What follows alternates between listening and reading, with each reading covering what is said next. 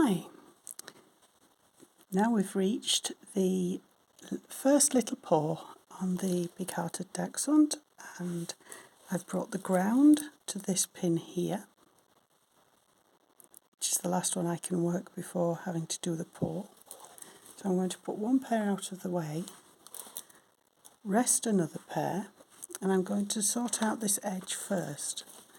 So I've worked right into the corner there. I've got my two pairs, and I'm just going to do one back and forth through the passives so that I have a nice strong turn there.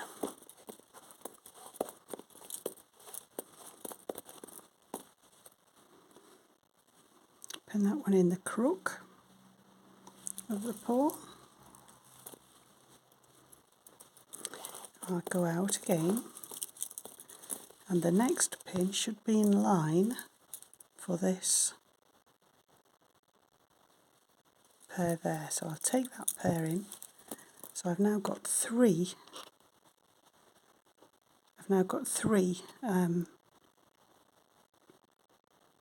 Passives in this, and now I'm going to use the centre. Sorry, my fingers are in the way. Use the centre pinhole there. I'm just going to put some extra twists on that. I'll put two coming out and two going back in twists. I'll be sewing into that on the way back up the other side of the leg.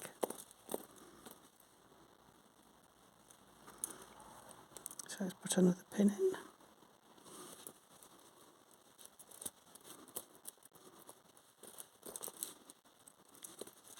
And we're actually going that way.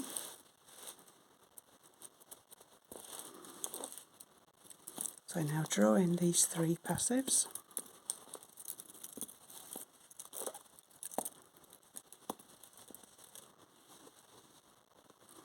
I'm going to go round the pin in the middle of the foot there rather than on the edge, because I want a nice rounded toe, keeping the passives going the direction of the work. So I'll come back out. I have to use this pin 3 times, but I'm not going to use it 3 times. I'm going to take it out and put it back in again.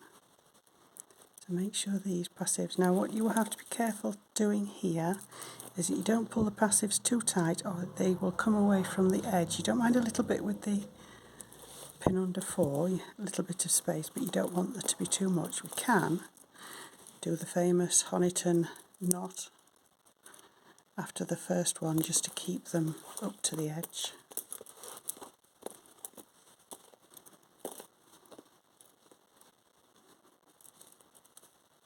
Now I'm actually going to take that pin out and put the pin back into the same place around this one.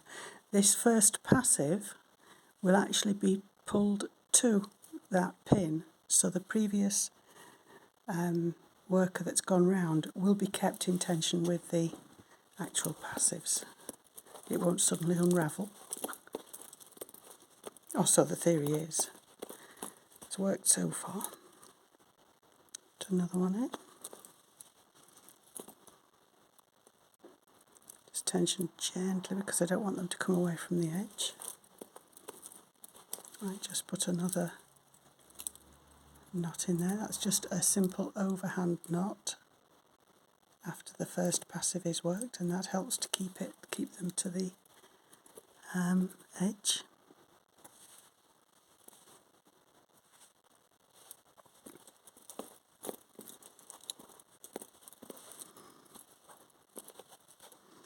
And twizzle it round a little bit.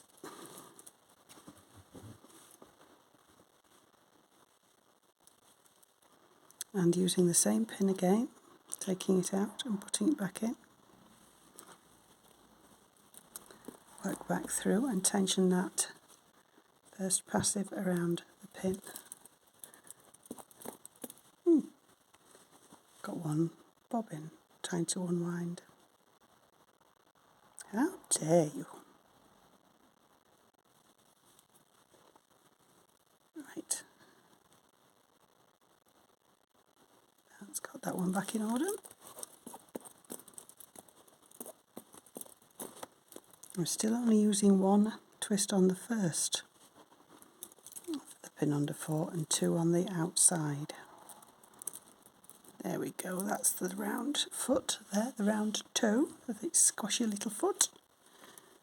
I'll just give these some more thread.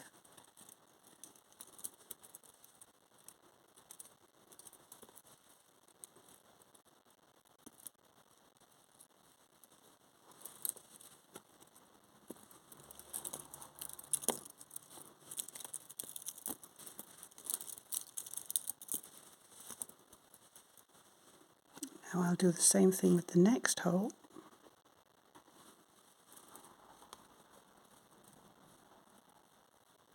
Which will effectively be the heel.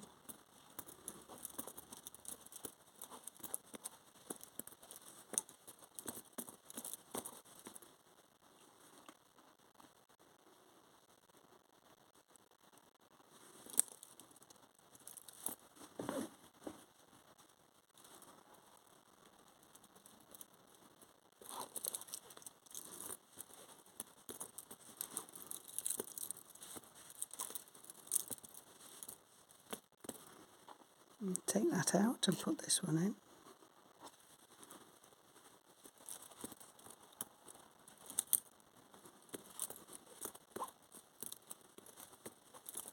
Oops, I've got 2 on that. Always bear in mind that these are just drawings that I've made, and a teacher or professional bobbin lace pattern maker will have spent weeks, months doing and redoing their patterns to get them actually correct, right, so that you can follow instructions from a book, whereas I'm just merrily doing my own thing. So if you have access to a teacher or books, for goodness sake, use them. Okay, now this one I'll do 2, and this is where I'm going to make that sewing into this one.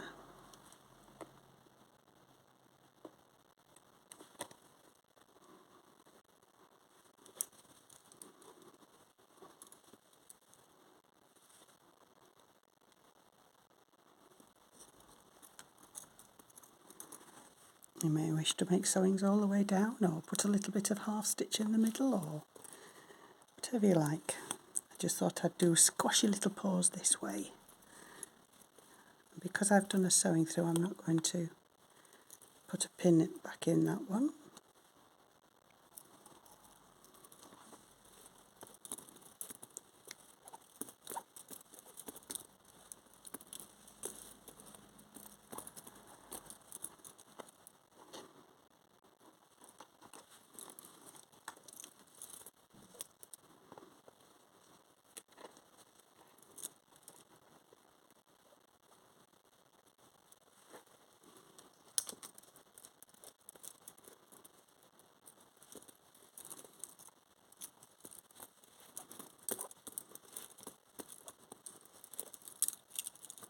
Now I'm going to take in this one.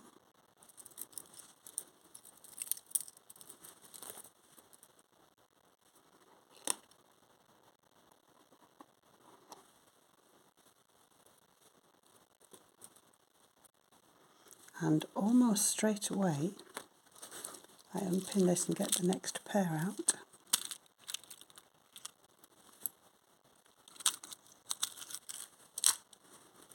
You can see that there's another one to come in practically straight away, so I'm just going to sew this one in and then come and grab this one, which will leave me with too many passives. So I'm going to throw a couple out. So I will use the 2nd and 4th, take those out.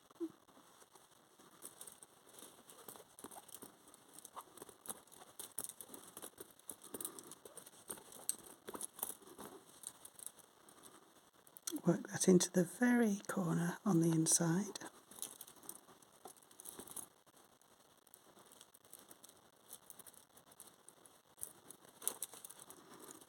work back along.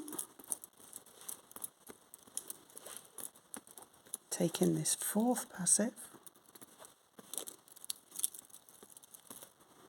which will bounce practically straight out in a second. But I still have too many passives. But what I'm going to do is I'm going to put the twist on this one that's bouncing straight back out to work up here. I'm going to leave this with those extra passives in. And then when I get to the other side, I've got the option of working another edge stitch and using that extra passive to come up here if I need it.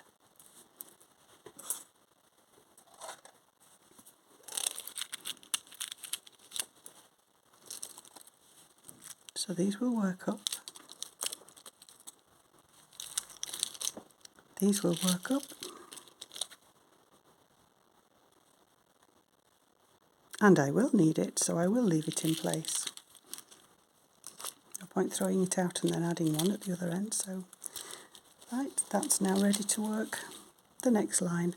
And so on and so forth until we reach the back paw, which I will make in a very similar manner to this.